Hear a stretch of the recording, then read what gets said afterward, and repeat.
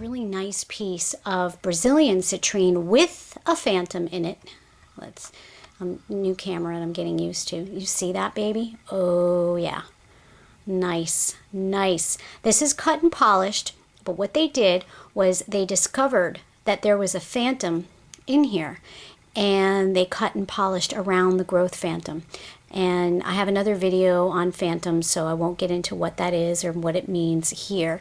But so this is Brazilian citrine. Brazilian citrine is usually just barely yellow to golden. Okay, can you see that color there? And it usually occurs as a singular point. That is when we're not talking about baked. Baked citrine has a totally different characteristics to it, and I have a complete series of videos on that, so I'm not going to get into that. So Brazilian is light, usually appears as, looks just like a clear quartz point, whether it's cut or naturally grown. Usually just, you know, doesn't have any discerning characteristics about it. Congo citrine usually has these little extra crystals that grow at the bottom with a lot of hematite on it. Do you see all these little beautiful crystals growing?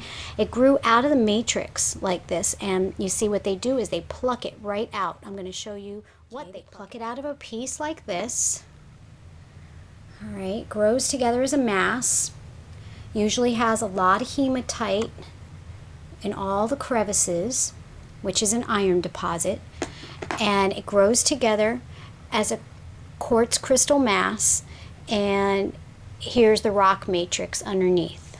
Okay, so you can see right there, that's the rough rock from above ground or in a cave. That's probably what it looks like, and then when they cut down in, this is what they find. Okay, so the color on Congo citrine can be very light champagne like this one is, or it can go really, really deep, dark, smoky like some of the other pieces that I showed you. But what makes it stand out from smoky quartz is that it has a yellow tint or hue to it. And you might not be able to see it here, but if you take it out in sunlight, you will see a yellow tint or hue. And so that's, you know, I have plenty of videos on citrine. If you want to know more about it or its metaphysical healing properties, you can watch those videos.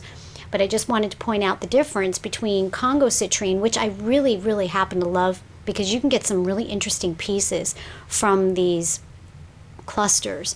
And what they'll usually do is they'll come in and cut. Sometimes these pieces push and fall right off. This is a pretty massive cluster, and it's well held together, so it's not going to push right off, but they can cut them off as individual pieces, and that's how you get pieces like this. And you see this one's a little bit more smoky, kind of like an iced tea tinge to it, and when it gets really dark iced tea color, we call that Madeira Citrine. And this one has a lot more hematite around the little clusters at the bottom. So as I was saying, the citrine, the Congo citrine, will have these little crystals growing at the base.